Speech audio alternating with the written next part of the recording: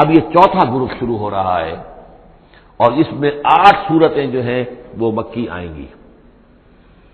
جن میں سے 4 الف لام میم سے شروع ہوں گی، سورہ عنکبوت اور سورہ روم، سورہ لقمان، سورہ سجدہ،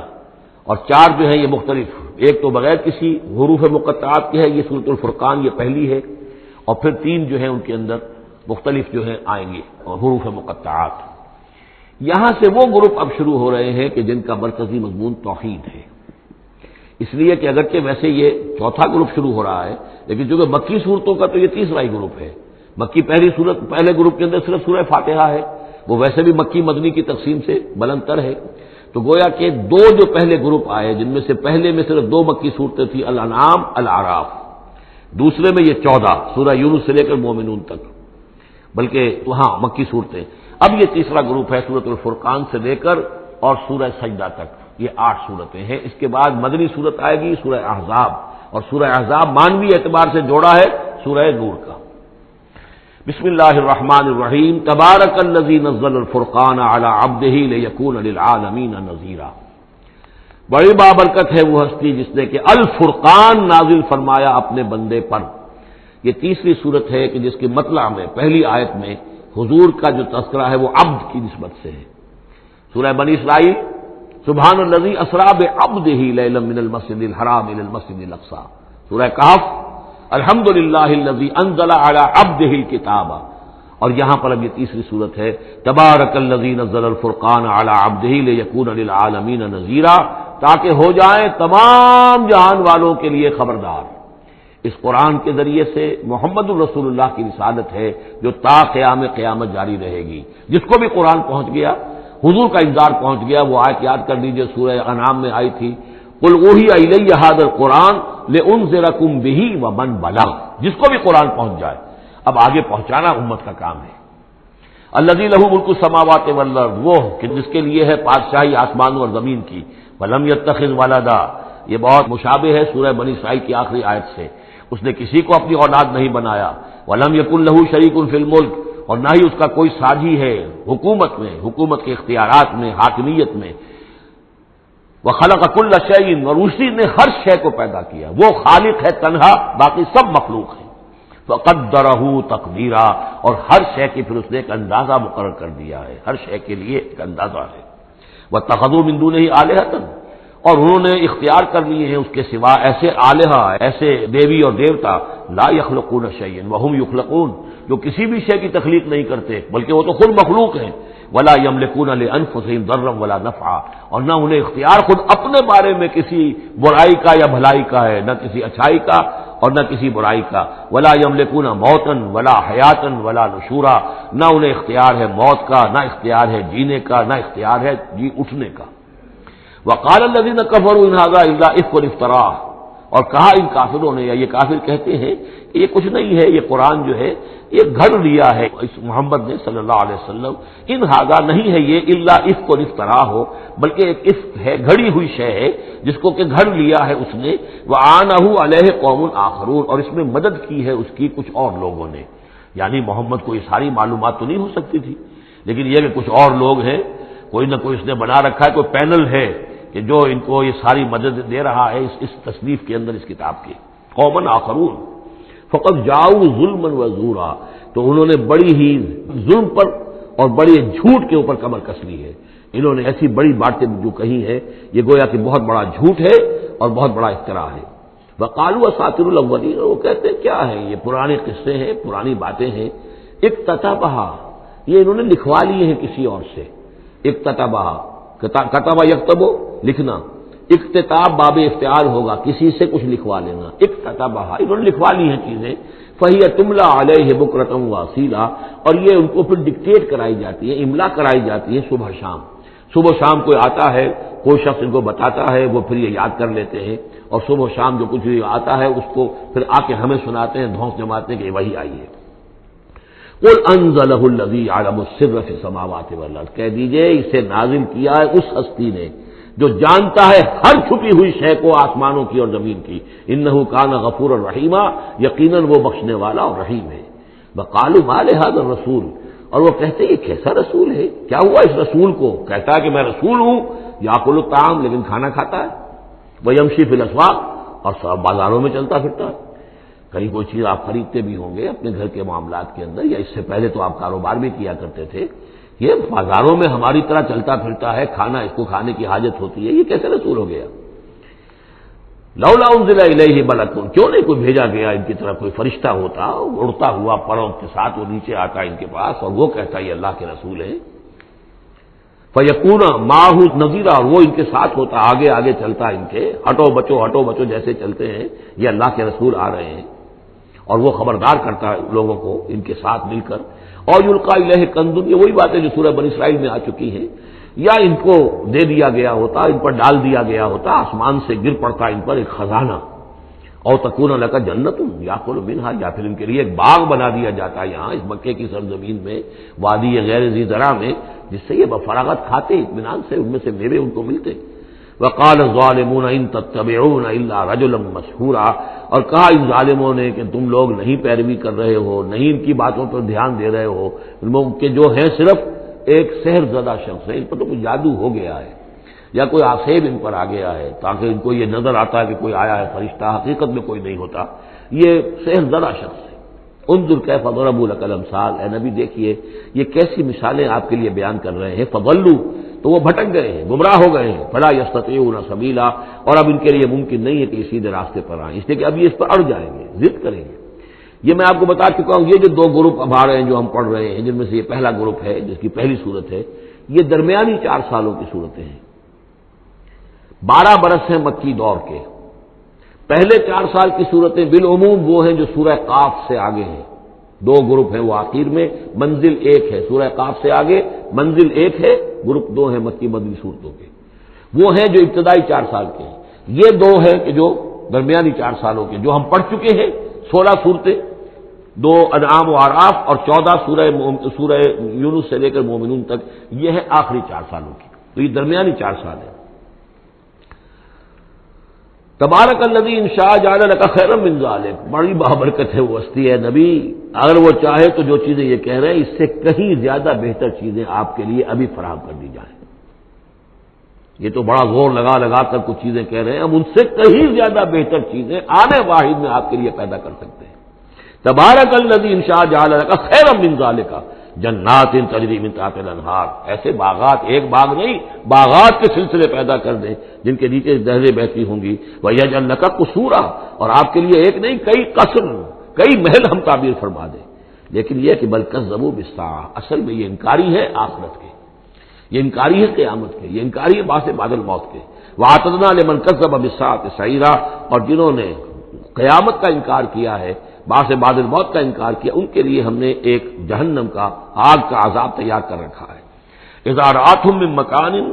بعید، جب وہ جہنم دیکھے گی ان کو کہ یہ میرے شکار آ رہے ہیں، اب یہ آ رہے ہیں کہ جن کو میرے اندر جھونکا جائے گا، دور سے وہ دیکھے گی کہ آ رہے ہیں، سمعوا لها تغیظا وزفیرا، تو وہ سنیں گے اس کی آواز کہ جیسے بھوکا شیر ڈار رہا ہو، جھجلائے گی اور چلائے گی کہ جلد از جلد انہیں میرے اندر جھونک دیا جائے۔ وَإِذَا أُلْقُوا مِنْهَا مَكَانًا ضَيِّقًا، اور جب وہ پھینک دیے جائیں گے اس میں ایک بڑے تنگ مکان میں، تنگ جگہ میں، مقرنین، اور وہ زنجیروں میں جکڑے ہوئے ہوں گے، دعوا هُنَالِكَ ثُبُورًا، اس وقت پھر وہ موت کی دعا کریں گے، ہائے موت آ جائے کسی طرح، ہم نفی منسیہ کر دیے جائیں، ہمارا یہ زندگی کا سلسلہ جو ہے شعور ختم ہو جائے۔ لَا تَدْعُوا الْيَوْمَ ثُبُورًا وَاحِدًا، تب کہا جائے گا اب آج ایک موت نہ مانگو، وَادْعُوا ثُبُورًا كَثِيرًا، بہت سی موتیں مانگو، اب موت آئے گی نہیں، مانگتے رہو موت، لیکن یہ ہے کہ اب تمہاری یہ زندگی جو ہے تاکہ تمہیں یہ جلن مسلسل رہے، یہ عذاب جو ہے اس کے اندر کوئی شدت میں تخفیف نہ ہو، لہذا موت آ کے تمہیں چھٹکارا نہیں دلائے گی۔ قل اذالک خیر ام جنت الخلد التی وعد المتقون، کہیے کہ کیا یہ انجام بہتر ہے یا وہ باغ، وہ جنت، رہنے کی جنت جو جس کا وعدہ کیا گیا ہے متقی بندوں سے، کانت لہم جزاء و مسیرا، اور وہ ان کے لیے ہوگی بدلہ اور ان کے لوٹ جانے کی جگہ، لہم فیہا ما یشاؤون خالدین، ان لوگوں کے لیے وہاں ہر وہ شے ہوگی جو وہ چاہیں گے اور اس میں رہیں گے ہمیشہ ہمیشہ۔ کان علی ربک وعدا مسئولا، اور یہ تو وعدہ ہے تیرے رب کا جس کے لیے وہ ذمہ دار ہے۔ اب یاد کیجئے وہ دعا جو سورہ آل عمران کے آخر میں آئی تھی، ربنا وآتنا ما وعدتنا علی رسلک ولا تخزنا یوم القیامہ، پروردگار جو تو نے وعدے اپنے رسولوں کے ذریعے سے ہم سے کیے تھے ان کو پورا فرما۔ اللہ تعالیٰ اپنے وعدوں سے پھرے گا نہیں، اللہ تعالیٰ ان وعدوں کو پورا کرے گا، اور اس کو سمجھتا ہے کہ یہ میری ذمہ داری ہے کہ میں اپنے وعدے پورے کروں۔ وَيَوْمَ يَحْشُرُهُمْ، اور جس دن کہ وہ ان سب کو جمع کرے گا، وَمَا يَعْبُدُونَ مِن دُونِ اللَّهِ، اور جن کو یہ پوجتے تھے اللہ کے سوا، فَيَقُولُ أَأَنتُمْ أَضْلَلْتُمْ عِبَادِي هَؤُلَاءِ، وہ جمع کر لیں گے ان فرشتوں کو بھی جن کو نام کے اوپر بت بنا لیے گئے، یا اور اولیاء اللہ کی ارواح آ جائیں گی، یا انبیاء ہوں گے، حضرت عیسیٰ ہوں گے، یا اور بھی جس کے ساتھ یہ گستاخی اور ظلم کیا گیا ہو، اللہ ان سب کو جمع کرے گا اور پوچھے گا أَأَنتُمْ أَضْلَلْتُمْ عِبَادِي هَؤُلَاءِ، کیا آپ لوگوں نے میرے ان بندوں کو گمراہ کیا تھا؟ اب ہم ضلوا السبیل، یا وہ خود ہی گمراہ ہو گئے تھے، سیدھے راستے سے بھٹک گئے تھے۔ قالوا سبحانک ما کان ینبغی لنا ان نتخذ من دونک من اولیاء، وہ کہیں گے اللہ تو پاک ہے اس سے، اور یہ تو ہمارے لیے تو یہ سرے سے ممکن ہی نہیں، ہمارے لیے یہ کسی طرح روا ہی نہیں تھا کہ ہم تیرے سوا کسی کو اپنے ولی بنا لیں، ہم نے ان لوگوں کو ولی قرار نہیں بنایا۔ ولیکن متعتہم وآباءہم، یعنی یہ کہ جیسے ولایت باہمی ہے، اللہ اہل ایمان کا ولی اور مومن اللہ کے ولی، اللہ ولی الذین آمنوا یخرجہم من الظلمات الی النور، اور الا ان اولیاء اللہ لا خوف علیہم ولا هم یحزنون، تو یہی رشتہ ہونا چاہیے تھا ان معبودوں کے ساتھ اگر وہ برحق ہوتے، کہ وہ اس کے ولی ہوتے اور وہ ان کے ولی ہوتے، لیکن فرمایا کہ یہ ہو ہی نہیں سکتا کہ ہم ان سے کوئی رشتہ استوار کرتے۔ ما کان لنا ما کان ینبغی لنا ان نتخذ من دونک من اولیاء ولکن متعتہم وآباءہم، لیکن اے اللہ آپ نے ان کو سامان دیا، ساز و سامان انہیں اور ان کے آباء و اجداد کو، اور ان کو فراوانی دی، دولت دی، حیثیت دی، حتیٰ نسوا الذکر، یہاں تک کہ وہ ذکر کو بھول گئے، یاد دہانی کو بھول گئے، ہدایت کو بھول گئے جو ان کو دی گئی تھی۔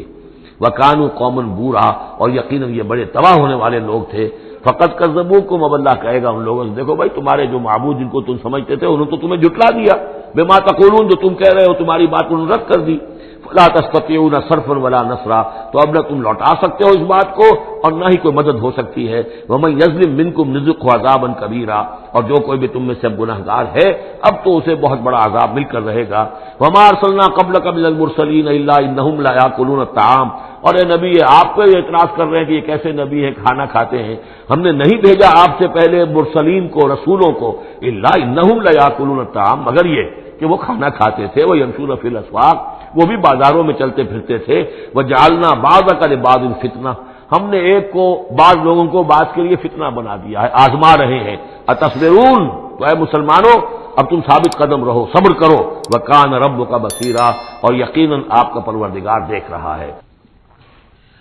وقال الذين لا يرجون لقاءنا لولا انزل علينا الملائكة او نرى ربنا لقد استكبروا في انفسهم وعتوا عتوا كبيرا، صدق اللہ العظیم۔ سورہ فرقان میں پھر وہی مضمون آ گیا ہے کہ مشرکین مکہ کی طرف سے وہ ایک ہی مطالبہ تھا کہ جو دہرا دہرا کر بار بار سامنے آ رہا تھا کہ کوئی حصی معجزہ دکھایا جائے، کوئی ایسی چیز جس سے کہ بالکل واشگاف ہو جائے، واقعتاً ہم پر عیاں ہو جائے کھل کر کہ واقعی آپ اللہ کے رسول ہیں۔ وقال الذین لا یرجون لقاءنا، اور کہا ان لوگوں نے، یا کہتے ہیں وہ لوگ جو ہماری ملاقات کے امیدوار نہیں ہیں، اسی لیے ان میں سرکشی ہے، لاؤبالیانہ پن ہے۔ لولا انزل علینا الملائکہ، کیوں نہیں ہم پہ فرشتے اتر آتے؟ اگر اللہ کو بھیجنا ہی ہے کوئی پیغام ہمیں تو فرشتوں کے ذریعے سے بھیجے، او نرى ربنا، یا ہم اپنے رب کو خود دیکھیں، رب خود سامنے آئے۔ لقد استكبروا في انفسهم، انہوں نے بہت تکبر کیا ہے اپنے آپ میں، اپنا جو مقام انہوں نے سمجھا ہے کہ فرشتے ان سے کلام کریں اور اللہ ان سے ہم کلام ہو، تو در حقیقت یہ ان کے تکبر کی بنیاد پر ہے۔ وعتوا عتوا کبیرا، انہوں نے سرکشی کی ہے بہت بڑی۔ یوم یرون الملائکۃ، جس دن کے یہ دیکھیں گے فرشتوں کو، لا بشرا یومئذ للمجرمین، پھر اس دن مجرموں کے لیے کوئی بشارت نہیں ہوگی، یعنی کہ قیامت کا دن ہوگا، فرشتے آئیں گے، سب چیز عیاں ہوگی، اللہ تعالیٰ بھی نزول جلال فرمائیں گے، سارے غیب کے پردے اٹھ جائیں گے، تو پھر بشارت تو کوئی نہیں ہے مجرمین کے لیے، موقع کوئی نہیں، کوئی توبہ کا موقع نہیں۔ وَيَقُولُونَ حِجْرًا مَحْجُورًا، اور وہ کہیں گے کہ کوئی روک ہو، کسی طرح ہمیں بچایا جائے، کوئی روک ٹوک ہو جائے اس ساعت کو روکنے کے لیے۔ وَقَدِمْنَا إِلَىٰ مَا عَمِلُوا مِنْ عَمَلٍ، یہ تیسری مرتبہ وہ مضمون آ رہا ہے کہ بغیر حقیقی ایمان کے اگر نیکیاں دنیا میں کی جاتی ہیں اپنے ضمیر کو کچھ مطمئن کرنے کے لیے، اپنے دلوں کو دلاسا دینے کے لیے، تو ان کی کوئی حیثیت اللہ کے ہاں نہیں ہے۔ یہ سورہ ابراہیم میں بھی آ چکا ہے، اور پھر سورہ نور کے اندر ہم پڑھ چکے ہیں کہ سراب کی حیثیت رکھتی ہیں یہ نیکیاں ان کی، جیسے کہ پیاسا جو ہے وہ سمجھتا ہے کہ پانی ہے، یحسبہ الظمآن ماء حتی اذا جاءہ لم یجدہ شیئا ووجد اللہ عندہ ووفاہ حسابا اللہ سریع الحساب۔ اور یہاں تیسری مرتبہ آ رہا ہے وَقَدِمْنَا إِلَىٰ مَا عَمِلُوا، ہم آگے بڑھیں گے ان کے اعمال کی طرف، ڈھیر لگے ہوں گے، ان کی نیکیاں ہیں، ان کی یہ خیرات ہے، یہ فاؤنڈیشن بنائی تھی، یہ یتیم خانہ کھولا تھا، یہ ہسپتال تھا، یہ تھا وہ تھا، جو حاجی تھے ان کی خدمات تھیں۔ قدمنا الی ما عملوا، اور نقشہ ایسا کھینچا گیا جیسے کہ کوئی آئے اور آگے آگے ٹھوکر مارے، جیسے کہ فٹ بال کو کک ماری جاتی ہے۔ وقدمنا الی ما عملوا من عمل، ان کے وہ بڑے بڑے عمل جس پر انہیں بڑا غرہ ہوگا، بہت سہارا ہوگا کہ ہم بہت کچھ لے کر جا رہے ہیں، ہم اس کی طرف آگے بڑھیں گے۔ فجعلناہ ھباء منثورا، تو ہم اسے کر دیں گے اڑتا ہوا غبار، یعنی وہ جو نظر آ رہا تھا کافی کہ یہاں پہ بڑی نیکیوں کا انبار ہے، معلوم ہوگا غبار تھا اور کچھ نہیں۔ اسی کا وہاں نقشہ کھینچا گیا سورہ ابراہیم میں کہ جیسے ریت ہو، راکھ ہو، اور اس کے اوپر تیز آندھی آئے اور وہ ہوا ختم ہو جائے، کوئی اس کا وجود نہ رہے۔ یہ ہے حقیقت ان نیکیوں کی کہ جو حقیقی ایمان کے بغیر ہوتی ہے۔ نیکی صرف وہی ہے کہ جو اصل ایمان باللہ اور ایمان بالآخرت کے ساتھ ہو، اللہ کی رضا جوئی اور آخرت کی جزا کے سوا کوئی شے مطلوب نہ رہے، کسی درجے میں بھی کوئی اس کے ساتھ اور اپنا مطلوب اور کوئی مقصود شامل ہو گیا، شہرت شامل ہو گئی، یا کوئی اور کوئی لوگوں کے اندر ہر دل عزیزی حاصل کر کے مجھے کوئی الیکشن لڑنا ہے، پھر ان کا مجھے لیڈر اپنے آپ کو بنانا ہے، یا کوئی اور ان کے ووٹ لینے ہیں، کوئی شے بھی شامل اگر ہو گئی تو پھر یہ کہ اللہ کی میزان میں ان کا کوئی وزن نہیں، وہ غبار ہے جو اڑ جائے گا۔ وَقَدِمْنَا إِلَىٰ مَا عَمِلُوا مِنْ عَمَلٍ فَجَعَلْنَاهُ هَبَاءً مَّنثُورًا۔ اصحاب الجنت یومئذ خیر مستقرا واحسن مقیلا، جنت والے لوگ جو ہے وہ اس لوگ ہوں گے بہت اچھے ٹھکانوں میں، اور ان کا جو ہوگا دوپہر کے آرام کی جگہ بہت ہی عمدہ ہوگی، قیلولے کی جگہ۔ وَيَوْمَ تَشَقَّقُ السَّمَاءُ بِالْغَمَامِ، اور یہ ہے وہ قیامت کا نقشہ جس دن کے آسمان پھٹے گا اور کچھ بادلوں کی طرح کی کیفیت ہو جائے گی۔ وَنُزِّلَ الْمَلَائِكَةُ تَنزِيلًا، پھر فرشتوں کو اتارا جائے گا، فوج در فوج فرشتے نازل ہوں گے۔ الملک یومئذ الحق للرحمن، اس دن تو پھر بادشاہی اور اختیار گویا کہ بالکل علم نشرہ ہو جائے گا کہ صرف رحمان کے لیے ہے۔ آج تو کچھ پردے پڑے ہوئے ہیں، اس وقت بھی اختیار اسی کا ہے، لیکن کچھ پردے پڑے ہوئے ہیں، کچھ نظر آتا ہے کہ اس کے ہاتھ میں بھی اختیار ہے، اس کے پاس بھی طاقت ہے، لیکن اس وقت معلوم ہوگا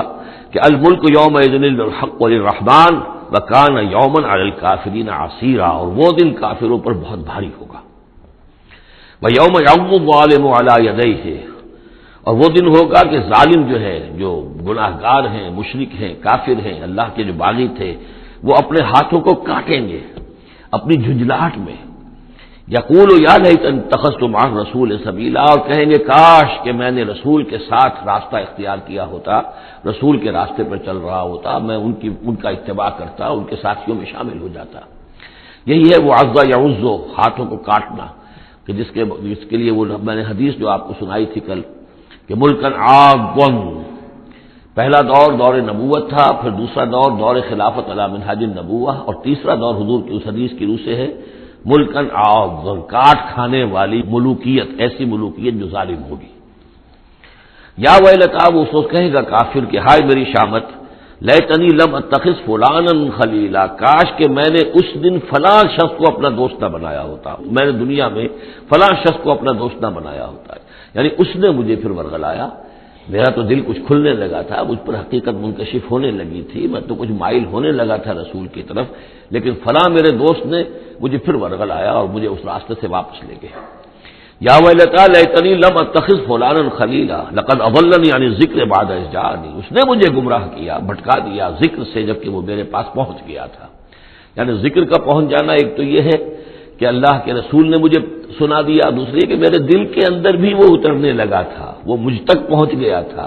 میرے دل کے تاروں کو چھیڑنے لگا تھا، جیسے کہ کہا گیا ہے وَقُلْ لَهُمْ فِي أَنفُسِهِمْ قَوْلًا بَلِيغًا، اے نبی ایسی بات کہیے ان سے کہ جو ان کے اتر جائے، جو پہنچ جائے، ان کی روح کی گہرائیوں تک اس کی رسائی ہو جائے، وہ بات کہیے۔ تو یہ بات مجھ تک پہنچنے لگی تھی، لیکن اس نے مجھے گمراہ کر دیا، وَكَانَ الشَّيْطَانُ لِلْإِنسَانِ خَذُولًا، اور یقیناً شیطان جو ہے وہ انسان کو پھر دغا دینے والا ہے۔ وَقَالَ الرَّسُولُ يَا رَبِّ إِنَّ قَوْمِي اتَّخَذُوا هَٰذَا الْقُرْآنَ مَهْجُورًا، اور رسول نے کہا، فریاد کی، اے اللہ، اے میرے پروردگار، میری قوم نے اس قرآن کو ترک کر دیا ہے، اس کی طرف توجہ نہیں کر رہی ہے، اس کو سننے کے لیے تیار نہیں ہے۔ میں سنا رہا ہوں، ہر امکانی شکل میں نے اختیار کی ہے کہ سناؤں، لیکن یہ میری قوم جو ہے اس کی طرف متوجہ نہیں ہو رہی۔ یہ ہے وہ لفظ مہجوری جسے علامہ اقبال لے کر آئے ہیں، خار از مہجوری قرآن شدی، کہ اے امت مسلمہ تو جو ذلیل و خوار ہوئی ہے تو قرآن کو ترک کرنے کے باعث ہوئی ہے، جیسے کہ حضور نے فریاد کی، یا قیامت کے دن حضور فریاد کریں گے، یہ دونوں معنی اس کے ہو سکتے ہیں، لیکن اس وقت جو پیش نظر ہے، جو اس کی تعویل خاص ہے، وہ یہی ہے کہ حضور نے اس وقت فریاد کی کہ یہ میری قوم، یہ قریش، یہ میرے رشتہ دار بھائی بند سننے کو تیار نہیں ہے۔ یا رب ان قوم اتخذوا هذا القرآن مہجورا، ان کا جو قرآن مجید کو ترک کرنا تھا وہ تو تھا ڈھٹائی کے ساتھ کہ یہ اللہ کا کلام ہے ہی نہیں، یہ تو محمد نے اپنا گھڑ لیا ہے۔ لیکن یہ ہے کہ کوئی شخص اس کلام پر ایمان کا دعویٰ کرے، لیکن اس کی روش یہ ظاہر کر رہی ہو کہ وہ حقیقت ایمان نہیں رکھتا، وہ بھی اسی کے ذیل میں آ جائے گا۔ وہ کہتا تو ہوگا میں سمجھتا ہوں یہ اللہ کا کلام ہے، لیکن پڑھتا ہی نہیں، کہتا ہے کہ میں مانتا ہوں یہ اللہ کا کلام ہے، اس کو سمجھتا ہی نہیں، کہتا ہے یہ اللہ کا کلام ہے، اس پر عمل نہیں کرتا، تو وہ کہنا نہ کہنا برابر ہو گیا، یہ تو تکذیب حالی ہو گئی۔ چنانچہ اس آیت کے ذیل میں جو حاشیہ لکھا ہے مولانا شبیر احمد عثمانی رحمۃ اللہ علیہ نے، وہ میں آپ کو سنا دینا چاہتا ہوں۔ آیت میں اگرچہ مذکور صرف کافروں کا ہے، تاہم قرآن کی تصدیق نہ کرنا، اس میں تدبر نہ کرنا، اس پر عمل نہ کرنا، اس کی تلاوت نہ کرنا، اس کی تصحیح قرات کی طرف توجہ نہ کرنا، اس سے اعراض کر کے دوسری لغویات یا حقیر چیزوں کی طرف متوجہ ہونا، یہ سب صورتیں درجہ بدرجہ ہجران قرآن کے تحت میں داخل ہو سکتی ہیں۔ اگر ہمارا طرز عمل یہ ہے کہ نہ قرآن کو ہم پڑھتے ہیں، نہ سمجھنے کی کوشش کرتے ہیں، انگریزی زبان ہم نے اتنی سیکھ لی کہ انگریزوں کو پڑھا دیں، لیکن عربی اتنی بھی نہیں سیکھ سکتے کہ قرآن مجید کا مفہوم براہ راست ہمارے دلوں پر نازل ہو جائے، تو پھر یہ کہ ہمارا کہنا یہ کہ ہم قرآن کو اللہ کا کلام مانتے ہیں، یہ جھوٹ موٹ کا دعویٰ ہے، ہمارا عمل اس کی تصدیق نہیں کر رہا، ہمارا عمل جو ہے ہمارے اس ایمان کی گواہی نہیں دے رہا۔ اس موضوع پر الحمدللہ میرا وہ جامع کتابچہ ہے مسلمانوں پر قرآن مجید کے حقوق، اس کا انگریزی ترجمہ بھی ہے، فارسی ترجمہ بھی ہے، عربی ترجمہ بھی ہے، ملیشیا کی زبان میں بھی ہوا ہے، یہ مختلف جگہوں پر اس کا تراجم ہوئے ہیں، الحمدللہ کہ بہت مقبول کتابچہ ہے۔ وَكَذَلِكَ جَعَلْنَا لِكُلِّ نَبِيٍّ عَدُوًّا مِّنَ الْمُجْرِمِينَ، یہ مضمون پہلے بھی آ چکا ہے، سورہ نام میں بھی آ چکا ہے، ہم تو خود ہر نبی کے دشمن کھڑے کر دیتے ہیں تاکہ بھٹی ذرا گرم ہو، تصادم ہو، کشاکش ہو، تبھی تو اہل ایمان کے ایمان کی تو جانچیں گے نا کون کتنے پانی میں ہے، کیا پتہ چلے گا۔ اگر سب آرام سے سمجھیے کہ ٹھنڈی سڑک پر چل کر جنت پہنچ جانا ہو تو سب چلے جائیں گے، کون نہیں جائے گا؟ وہ تو پتہ چلتا ہے، جیسے کہ آیا حفت الجنت بالمکارہ، جنت کو تو اللہ تعالیٰ نے گھیر دیا ہے ان چیزوں سے جو انسان کو بہت ناپسند ہیں، تکلیفیں آتی ہیں، مصیبتیں آتی ہیں، وَلَنَبْلُوَنَّكُمْ بِشَيْءٍ مِّنَ الْخَوْفِ وَالْجُوعِ وَنَقْصٍ مِّنَ الْأَمْوَالِ وَالْأَنفُسِ وَالثَّمَرَاتِ، تو جنت والے تو سے ممیز ہوتے ہیں کہ واقعتاً یہ جنت کی قیمت ادا کرنے کو تیار ہیں۔ ان اللہ اشترى من المؤمنین انفسهم واموالهم بان لهم الجنہ، جنہ خریدنا چاہتے ہو تو تمہیں اپنے جان اور مال سب دینا ہوگا۔ کذالک جعلنا لكل نبی عدوا من المجرمین، اسی طرح ہم نے ہر نبی کے لیے مجرموں میں سے دشمن کھڑے کر دیے۔ وکفى بربک ہادیا ونصیرا، اور کافی ہے تیرا رب ہدایت دینے کے لیے، جو بھی ہدایت کا طالب ہوگا اللہ ہدایت دے گا اور اس کی مدد بھی کرے گا۔ وقال الذين كفروا لولا نزل عليه القرآن جملة واحدة، یہ ایک اور اعتراض تھا ان کی طرف سے، وہ لوگوں نے کہا یہ کہ کیوں نہیں اتر گیا ان پر قرآن پورا کا پورا ایک ہی مرتبہ، یعنی اس میں اصل میں جو امپلائڈ ہے ان کا اعتراض وہ یہ تھا کہ جیسے تورات تھی وہ تو حضرت موسیٰ کو ایک دم ساری دے دی گئی لکھی ہوئی تختیوں کے اوپر، یہ جو حضور کہہ رہے ہیں صلی اللہ علیہ وسلم کہ مجھ پر یہ تھوڑا تھوڑا قرآن نازل ہو رہا ہے، تو اس میں مشابہت پیدا ہو گئی ظاہری طور پر کہ جیسے کوئی شاعر ہوتا ہے تو سارا دیوان ایک دن میں تو نہیں وہ لا سکتا، وہ تو تھوڑا تھوڑا ایک غزل کہے گا، قصیدہ کہے گا، پھر کچھ کوشش کرے گا، پھر کوئی اچھی کوئی اور نظم لائے گا، پھر وہ جمع ہو کر دیوان بنے گا۔ تو اس اعتبار سے ان کا یہ اعتراض تھا کہ کیوں نہیں قرآن پورا کا پورا ان پر نازل ہو جاتا۔ کذالک لنثبت بہ فؤادک، یہ ہم نے اس لیے کیا ہے محمد صلی اللہ علیہ وسلم کہ اس کے ذریعے سے آپ کا جی، آپ کا دل اس پر ٹھک جائے. ورتلناہ ترتیلا، یعنی یہ کہ حالات کی مناسبت کے ساتھ ساتھ یہ نازل ہو رہا ہے، اور یہ کہ صرف حضور کا نہیں بلکہ اہل ایمان پوری جماعت، اس لیے کہ بر وقت جب رہنمائی آتی تھی اور بر وقت جو حالات تھے اس وقت ان کے حوالے سے گفتگو ہوتی تھی تو انہیں تسکین حاصل ہوتی تھی، انہیں یہ حوصلہ ملتا تھا کہ آج جو کچھ ہمارے ساتھ ہو رہا ہے یہی نوح کے ساتھ، ہود کے ساتھ، صالح کے ساتھ ہو چکا ہے، اور بالآخر جو ہے اللہ تعالیٰ نے ان سب کو کامیاب کیا اور انہیں بچا لیا، اور باقی ان کے دشمن جو ہیں وہ ملیا بیٹ ہو گئے، تو اس سے ان کے دلوں کو سہارا ملتا ہے. وَلَا يَأْتُونَكَ بِمَثَلٍ إِلَّا جِئْنَاكَ بِالْحَقِّ، اور یہ کوئی بھی اعتراض آپ پر نہیں کریں گے، کوئی بھی مسئلہ آپ کے سامنے پیش نہیں کریں گے مگر یہ کہ ہم اس کے جواب میں حق لے آئیں گے آپ کے پاس، ان کو پورا جواب مل جائے گا. وَأَحْسَنَ تَفْسِيرًا، اور بہترین تشریح ہم کھول کر دیں گے. الذین یحشرون علی وجوہہم الی جہنم، وہ لوگ کہ جو اپنے منہ کے بل، اوندھے منہ جمع کیے جائیں گے جہنم کی طرف. اولئک شر مکانا واضل سبیلا، یہ لوگ ہوں گے کہ جو بہت ہی برے ہوں گے اپنے مقام اور مرتبے کے اعتبار سے، اور بہت ہی بھٹکے ہوئے ہوں گے سوا سبیل سے، سیدھے راستے سے. وَلَقَدْ آتَيْنَا مُوسَى الْكِتَابَ وَجَعَلْنَا مَعَهُ أَخَاهُ هَارُونَ وَزِيرًا، اور ہم نے موسیٰ کو کتاب دی تھی اور اس کے ساتھ ہم نے اس کے بھائی ہارون کو اس کا وزیر بنا دیا تھا، اس کا کام میں تعاون کرنے والا، اس کی ذمہ داریوں میں اس کا ہاتھ بٹانے والا، اس کے بوجھ اٹھانے میں اس کی مدد کرنے والا. فَقُلْنَا اذْهَبَا إِلَى الْقَوْمِ الَّذِينَ كَذَّبُوا بِآيَاتِنَا، تو ہم نے کہا کہ تم دونوں جاؤ اس قوم کی طرف جنہوں نے ہماری آیات کو جھٹلایا ہے. فَدَمَّرْنَاهُمْ تَدْمِيرًا، تو پھر ہم نے ان کو ہلاک کر دیا، برباد کر دیا، اکھاڑ کر پھینک دیا. یعنی یہی جو معاملہ ہوا آل فرعون کا کہ وہ غرق کر دیے گئے. وَقَوْمَ نُوحٍ لَمَّا كَذَّبُوا الرُّسُلَ، اسی طریقے سے قوم نوح کو بھی جب کہ انہوں نے رسولوں کی تکذیب کی، اغرقناہم، انہیں بھی ہم نے غرق کر دیا. وجعلناہم للناس آیہ، اور انہیں ہم نے تمام نوع انسانی کے لیے ایک نشانی بنا دیا. وَأَعْتَدْنَا لِلظَّالِمِينَ عَذَابًا أَلِيمًا، اور ہم نے ظالموں کے لیے یہ دنیا کا جو عذاب استیصال تھا وہ تو نقد یہاں مل چکا ہے، اصل تو عذاب علیم آخرت کا ہے جو ان کے لیے تیار کر دیا گیا ہے. وعادا وثمود واصحاب الرس وقرون بین ذلک، اور یہی معاملہ ہوا قوم عاد کا، قوم سمود کا اور کنویں والوں کا. اس کے بارے میں کوئی زیادہ صراحت کے ساتھ کوئی ایک رائے نہیں ہے کہ یہ بھی کوئی ایک قوم تھی جس کے پاس وہ رسول بھیجے گئے، ان کے رسول کا کیا نام تھا، وہ قوم کب اور کہاں تھی، اس کے بارے میں کوئی اتفاق رائے نہیں ہے. وقرون، لیکن یہ کہ معلوم ہوتا ہے کہ انہوں نے اپنے رسول کو کسی کنویں کے اندر بند کر دیا تھا، تو وہ رس کہتے ہیں کنویں والے. وقرون بین ذالک، اور پھر یہ کہ ان کے مابین اور بہت سی بھی قومیں اور نسلیں اٹھی. وکلا ضربنا لہ الامثال، اور ہم نے ان سب کے لیے اپنے اپنے وقت پر ہم نے دلیلیں دی، حقائق واضح کر دیے، تمثیلیں بیان کی. وکلا تبرنا تتبیرا، لیکن بالآخر ان کے انکار کی پاداش میں ان سب کو ہم نے غارت کر دیا. وَلَقَدْ أَتَوْا عَلَى الْقَرْيَةِ الَّتِي أُمْطِرَتْ مَطَرَ السَّوْءِ، اور یہ لوگ آتے جاتے ہیں اس بستی پر کہ جس پر بڑی بری بارش ہوئی تھی، یعنی یہی سدوم اور عامورہ کی بستیاں. افلم یکونوا یرونہا، تو کیا یہ اس کو دیکھتے نہیں ہیں؟ یہ جب جاتے ہیں قافلہ لے کر اپنے اس کے قریب سے گزرتے ہیں، وہاں کے وہ کھنڈرات ہیں وہ ان کی نگاہوں کے سامنے آتے ہیں، تو کیا یہ اس کو دیکھتے نہیں ہیں؟ بل کانوا لا یرجون نشورا، لیکن یہ کہ ان کو جی اٹھنے کی اور بعد سے بعد الموت کی امید نہیں ہے، کیونکہ وہ خیال نہیں ہے، لہذا ان آیات کو، ان حقائق کو یہ دیکھتے ہیں، گزر جاتے ہیں اندھوں کی طریقے سے، اس سے سبق نہیں سیکھتے. وَإِذَا رَأَوْكَ إِن يَتَّخِذُونَكَ إِلَّا هُزُوًا، اور اے نبی جب یہ آپ کو دیکھتے ہیں تو بس یہ پھر آپ کا مذاق اڑانا شروع کر دیتے ہیں. یہ بھی ایک طریقہ ہوتا ہے، آپ سیریس ہو ہی نہ، سیریس ہوں گے تو کسی کی بات سن کر کچھ سمجھنا پڑے گا، غور کرنا پڑے گا، جواب دینا ہوگا اس کو چٹکیوں میں اڑائیے، ہنسی مذاق میں اڑا دیجیے.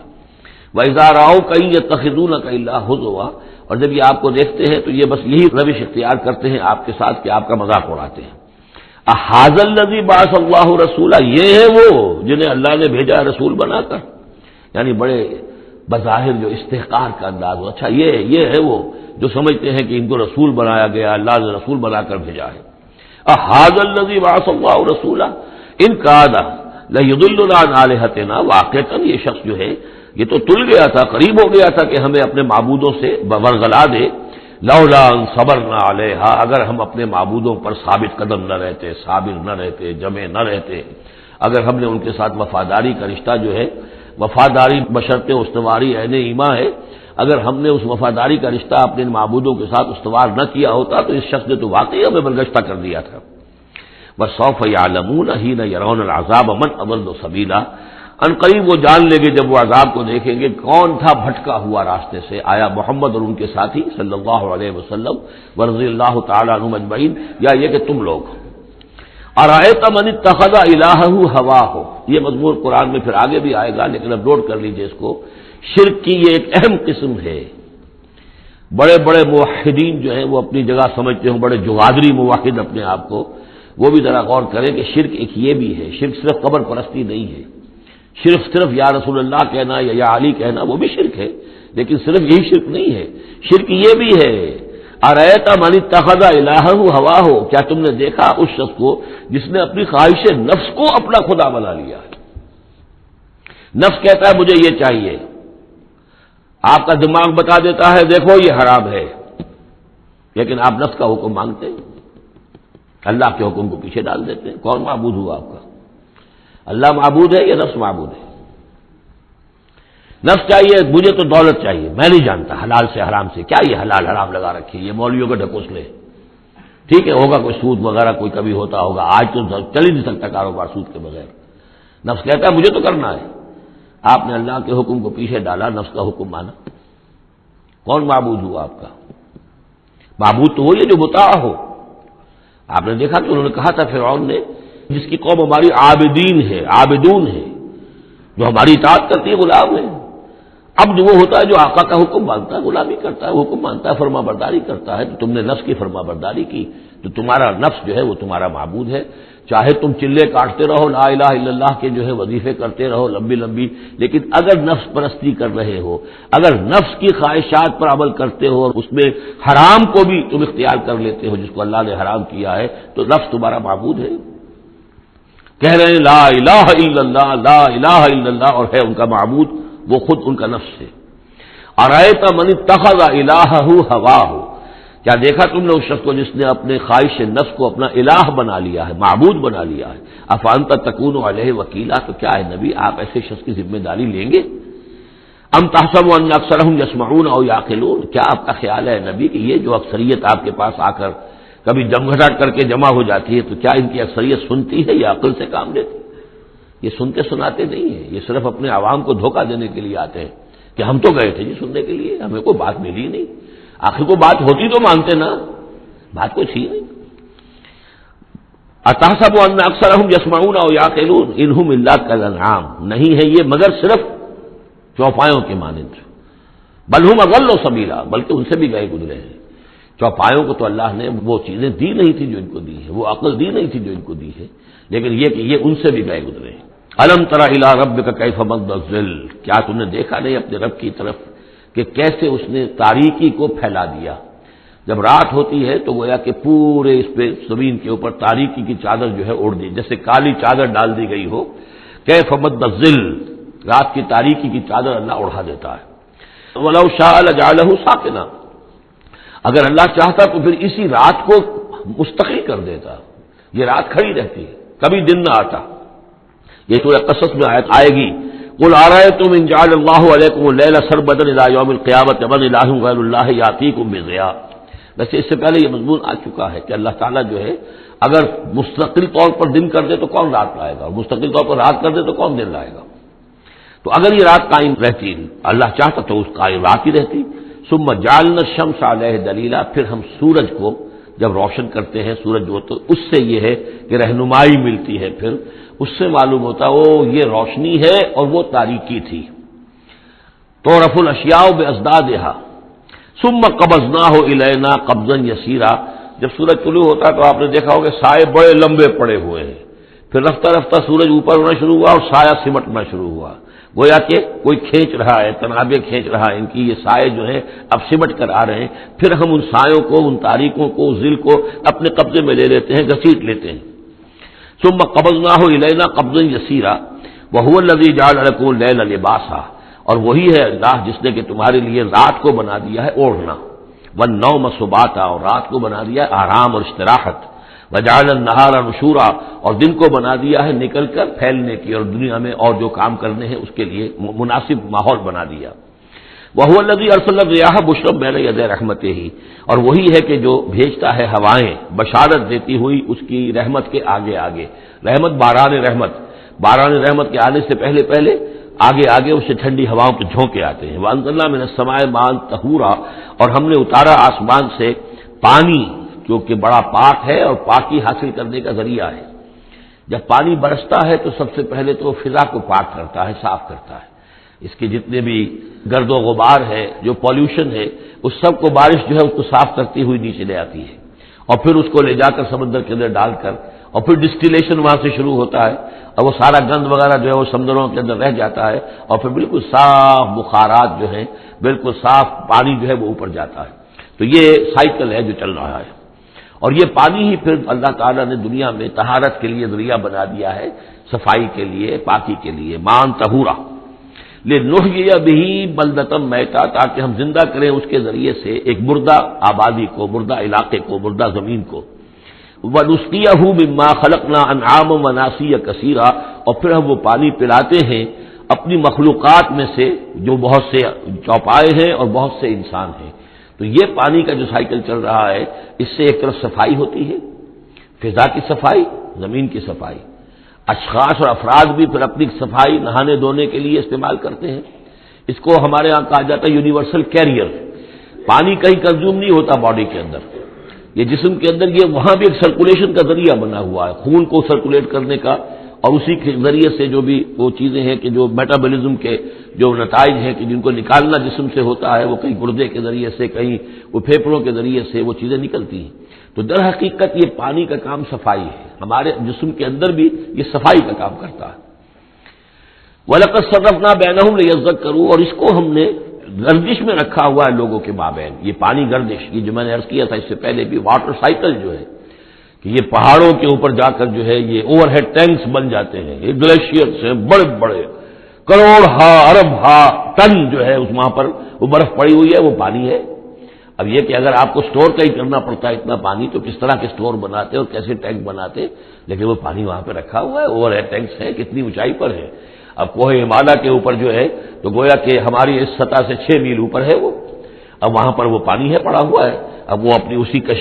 کشش ثقل جو ہے زمین کی، اس کے تحت وہ پھر پانی پگھل رہا ہے، نیچے آ رہا ہے، آتا ہوا وہ سمندر میں پہنچ جاتا ہے، پھر وہاں سے اس کی وہ ویپرس بن کر اوپر جاتے ہیں. صرفنا بینہم، ہم نے اسے گردش میں رکھا ہوا ہے لوگوں کے مابین، لیذکروا، تاکہ وہ اس سے نصیحت اخذ کریں. فابا اکثر الناس الا کفورا، لیکن اکثر لوگ انکاری ہیں، وہ تو سوائے کفران نعمت کے کوئی اور روش اختیار کرنے کو تیار ہی نہیں ہے. وَلَوْ شِئْنَا لَبَعَثْنَا فِي كُلِّ قَرْيَةٍ نَذِيرًا، اگر ہم چاہتے تو ہر بستی میں ایک نذیر بھیج دیتے، لیکن ہمارا قاعدہ یہ ہے کہ ہم بستیوں کے مرکزی مقام پر، یہ آ جائے گا اگلی صورت کے اندر جا کر، کہ یہ ایک مرکزی مقام میں ہم رسول بھیجتے رہے، یہ نہیں کہ ہر بستی میں بھیج دیں. وَلِكُلِّ قَوْمٍ هَادٍ، ہر قوم کے لیے تو ہے، لیکن یہ کہ ہر بستی میں ہو، اب یہ نہیں ہے. اللہ تعالیٰ کا طریقہ یہ ہے کہ جو بھی علاقہ ہے، جو اس کا ثقافتی، علمی، تہذیبی، سیاسی مرکز ہے، اس میں رسول کو بھیج دیا، کیونکہ باقی لوگ در حقیقت انہی کے متبعین ہوتے ہیں، انہی کے فالوورز ہوتے ہیں، انہی کی پیروی کرنے والے ہوتے ہیں. فَلَا تُطِعِ الْكَافِرِينَ وَجَاهِدْهُمْ بِهِ جِهَادًا كَبِيرًا، تو اے نبی آپ ان کافروں کی بات مت مانیے.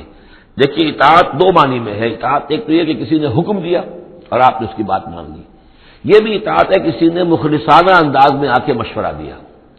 دیکھو محمد اتنی سختی نہ کرو، یہ تم اپنی قوم کے ساتھ لڑائی مول لے رہے ہو، کیا فائدہ ہوگا، قوم ڈیوائیڈڈ ہو جائے گی. اور سوچ لو ہمارے جو قبیلے کی کوئی اگر عرب کے اندر کوئی دھاک بیٹھی ہوئی ہے تو اس لیے کہ ہمارا قبیلہ مجتمع ہے. اب اس طریقے سے تم نے جو معاملہ کر دیا، بھائی کو بھائی سے کٹوا دیا اور والدین سے بیٹوں کو جدا کر دیا، تو اس کا کیا کام؟ اس سے بہتر ہے صلح جوئی ہونی چاہیے، اور مل جل کر کوئی بات کیجیے ایسی کہ جس سے صلح ہو جائے، کچھ آپ اپنی منوا لیں، کچھ ان کی مان لیں. اس قسم کا باقاعدہ کردار جو ولید بن مغیرہ کا کردار یہی تھا، اور وہ یہی چاہتا تھا کہ کسی طریقے سے یہ تصادم ختم ہو اور کسی طرز کے اوپر کو مصالحت ہو جائے. تو بار بار جو کہا جاتا ہے فلا تطع الکافرین، تو کیا مانی حضور کون سے کافر کی اطاعت کرنے کے لیے آمادہ تھے؟ لیکن ایسی بات ایسی ہوتی ہے کہ جس کے بارے میں کسی وقت جب کہ آدمی کسی شدید دباؤ میں ہو تو بربنائے طب بشری ہو سکتا ہے کہ طبیعت جو ہے کچھ اس کی بات سننے کی طرف تو مائل ہو ہی جائے، جیسا کہ ہم سورہ بنی اسرائیل میں پڑھ چکے ہیں. وَإِن كَادُوا لَيَفْتِنُونَكَ عَنِ الَّذِي أَوْحَيْنَا إِلَيْكَ لِتَفْتَرِيَ عَلَيْنَا غَيْرَهُ وَإِذًا لَّاتَّخَذُوكَ خَلِيلًا، یہ لوگ تو تلے ہوئے ہیں کہ آپ کو بچلا دیں اس چیز سے کہ جو ہم نے آپ پر وحی کی ہے، کہ آپ کچھ اور گھڑ کر ہماری طرف منسوب کر دیں، پھر یہ آپ کو دوست بنا لیں گے، جھگڑا ختم، لڑائی ختم ہو جائے گی۔ لڑائی تو ان کو ہماری آیات سے ہے، ہمارے قرآن سے ہے، ذاتی آپ کے ساتھ تو کوئی جھگڑا نہیں ہے۔ لیکن یہ کہ فرمایا وَلَوْلَا أَن ثَبَّتْنَاكَ لَقَدْ كِدتَّ تَرْكَنُ إِلَيْهِمْ شَيْئًا قَلِيلًا، اور اگر ہم نے ہی آپ کو جمائے نہ رکھا ہوتا تو اے محمد صلی اللہ علیہ وسلم عین ممکن تھا کہ آپ کچھ نہ کچھ ان کی طرف جھک ہی جاتے۔ تو یہ جو دباؤ تھا شریر کو، اس کا اندازہ کیجئے اس سے، تو فرمایا جا رہا فَلَا تُطِعِ الْكَافِرِينَ، آپ ان کی باتیں بھی بس سنیں، اس قسم کی کسی بات کے لیے آپ جس کو کہتے ہیں ٹو لینڈ این ایئر، کہ آپ اپنا کان اس کو دیں کہ وہ آپ کے کان میں آ کر یہ بات کر دیں، یہ بھی نہ کریں، آپ اس کی بھی آپ اس کا موقع نہ دیں۔ وَجَاهِدْهُمْ بِهِ جِهَادًا كَبِيرًا، اور آپ ان کے ساتھ اس قرآن کے ساتھ جہاد کیجئے، یہ قرآن تلوار ہے، اس کے ساتھ جہاد کیجئے اور بڑا جہاد کیجئے۔ یعنی مکے میں جو جہاد ہو رہا تھا 12 برس تک جو ہوا ہے، وہ تلوار والا جہاد نہیں تھا، وہ قتال نہیں تھا، وہ جہاد بالقرآن تھا۔ یہ بہت اہم موضوع ہے جس پہ میری تقریر موجود ہے، کتابچہ موجود ہے، بلکہ 2 ہے، جہاد بالقرآن اور پھر جہاد بالقرآن کے 5 محاذ۔ آج بھی ہمارے ہاں جو بھی قومی مسائل ہیں، ملکی مسائل ہیں، ہمارے اس وقت اجتماعی مسائل ہیں، واقعہ یہ ہے کہ ان کے لیے 5 محاذ ہیں جن پر کہ قرآن مجید کی شمشیر ہاتھ میں لے کر جہاد کرنے کی ضرورت ہے۔ اب اس وقت ظاہر بات ہے کہ اس کا موقع نہیں ہے، لیکن یہ کہ اس اعتبار سے کہ ایک انقلابی جد و جہد، اللہ کے دین کو قائم کرنے کی جد و جہد میں دعوت قرآن کے ذریعے سے، تربیت قرآن کے ذریعے سے، تزکیہ قرآن کے ذریعے سے، یہ ساری چیزیں ہم پڑھتے چلے آ رہے ہیں۔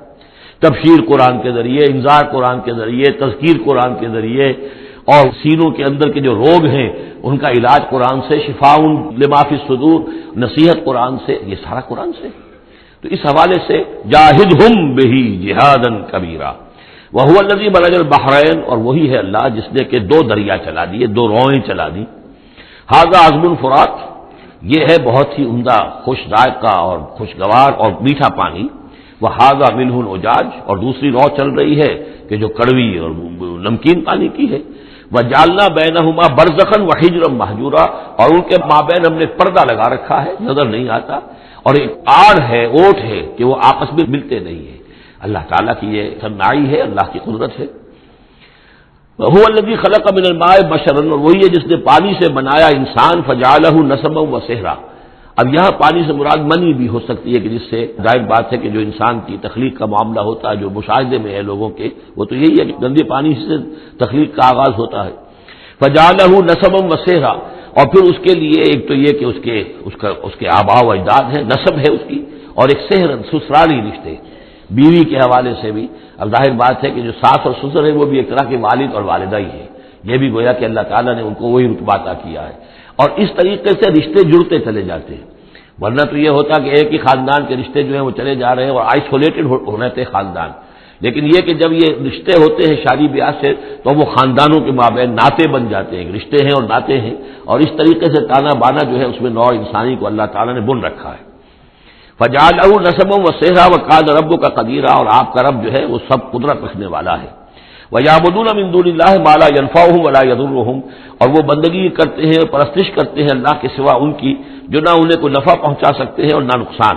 وَكَانَ الْكَافِرُ عَلَىٰ رَبِّهِ ظَهِيرًا، اور یہ کافر لوگ جو ہیں یہ اپنے رب کی طرف پیٹھ کیے ہوئے ہیں، انہوں نے ادھر تو پیٹھ کی ہوئی ہے، ادھر توجہ کرنی ہی نہیں۔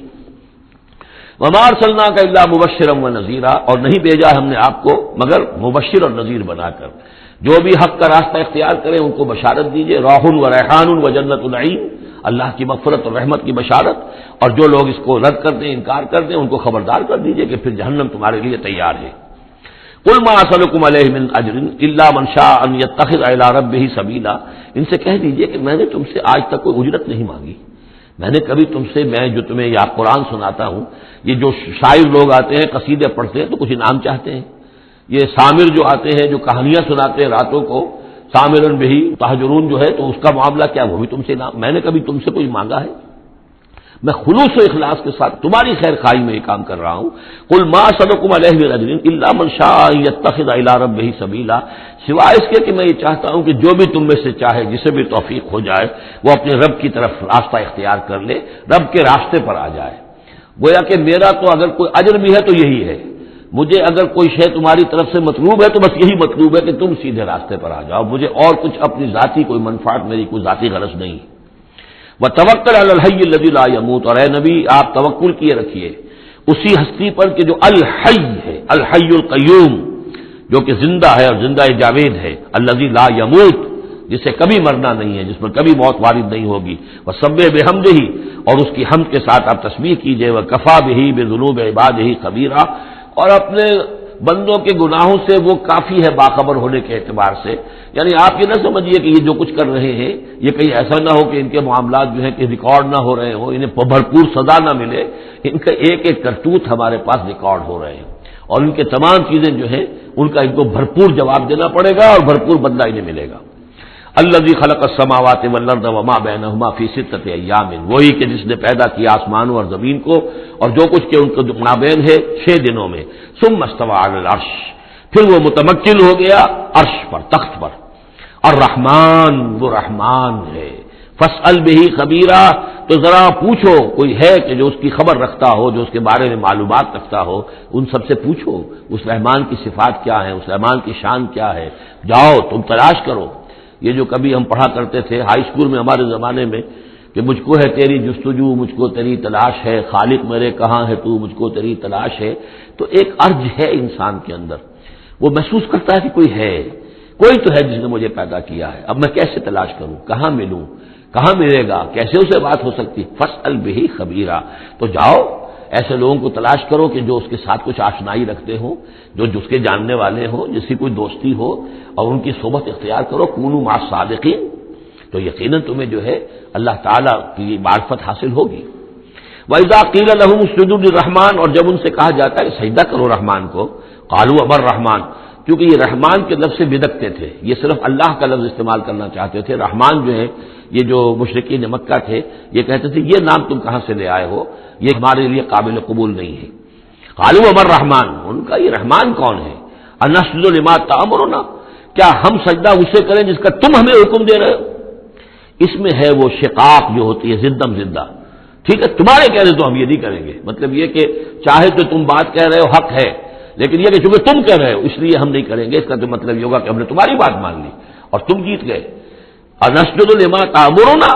کیا اس کو ہم پوجیں گے جس کا کہ آپ ہمیں حکم دے رہے. وزادہم نفورا، اور اس سے ان کے اندر نفرت اور بدکنا ہی بڑھ رہا ہے، فرار اور بھاگنا اور دوڑنا. سجدہ کر لیجیے. ٹھیک ہے. تبارک الذی، یہ جو آخری رکوع ہے سورہ مبارکہ کا، یہ ہمارے اس مطالعہ قرآن حکیم کے منتخب نصاب کا سجدہ تلاوت کے ضمن میں سورہ حجب کے آخر میں جو سجدہ آیا تھا، بعض حضرات نے اس کو اشارہ کیا تھا، وہ امام ابو حنیفہ کے نزدیک وہ آیت سجدہ نہیں ہے. امام شافعی کے نزدیک ہے، لیکن امام شافعی کے نزدیک جو سجدہ تلاوت ہے یہ واجب نہیں ہے، یہ آپشنل ہے. کوئی شخص کرنا چاہے تو کرے، نہ کرے تو اس پر گناہ نہیں ہے. جبکہ امام ابو حنیفہ کے نزدیک یہ واجب ہے، کرنا ضروری ہے. لیکن اس مقام پر امام ابو حنیفہ کے نزدیک سجدہ نہیں ہے. یہ میں عرض کر رہا تھا کہ یہ جو آخری رکوع ہے سورہ فرقان کا، یہ ہمارے اس مطالعہ قرآن حکیم کے منتخب نصاب کا ایک اہم درس ہے. اس کے میں نے عرض کیا تھا پہلا حصہ 4 بہت جامع اسباق پر مشتمل ہے. سورۃ العصر، آیت البر، 2 ہم اس میں سے پڑھ چکے ہیں. دوسرے حصے میں کچھ ایمان کے مباحث تھے، ایمان کی ماہیت، ایمان کی حقیقت. اس میں ہم سورہ آل عمران کے آخری رکوع کی آیات پڑھ چکے ہیں، سورہ فاتحہ پڑھ چکے ہیں، اور ابھی حال ہی میں سورہ نور میں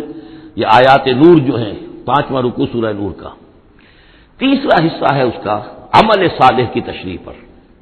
تو عمل صالح کے ضمن میں سب سے پہلے مرحلہ آتا ہے انفرادی شخصیت، انفرادی سیرت و کردار. اس کا سب سے پہلا سبق وہ تھا جو ہم پڑھ چکے ہیں سورہ مومنون کے شروع میں، وہ 11 آیات. تعمیر سیرت کی اساسات کیا ہیں، کن چیزوں پر، کن بنیادوں پر جو اللہ چاہتا ہے کہ ایک بندہ مومن کی سیرت جو ہے وہ تعمیر ہو، وہ کس اساسات پر ہوگی. تو قد افلح المؤمنون الذین هم فی صلاتهم خاشعون والذین هم عن اللغو معرضون والذین هم للزکاة فاعلون والذین هم لفروجهم حافظون الا علی ازواجهم او ما ملکت ایمانهم فانهم غیر ملومین فمن ابتغى وراء ذلك فاولئک هم العادون والذین هم لاماناتهم وعهدهم راعون والذین هم علی صلواتهم یحافظون اولئک هم الوارثون الذین یرثون الفردوس هم فیها خالدون. تو یہ تو گویا کہ اساسات ہیں. اب یہ کہ وہ پوری تعمیر شدہ شخصیت، میچور بندہ مومن، پوری تعمیر شدہ شخصیت، اس کے خد و خال کیا ہوں گے.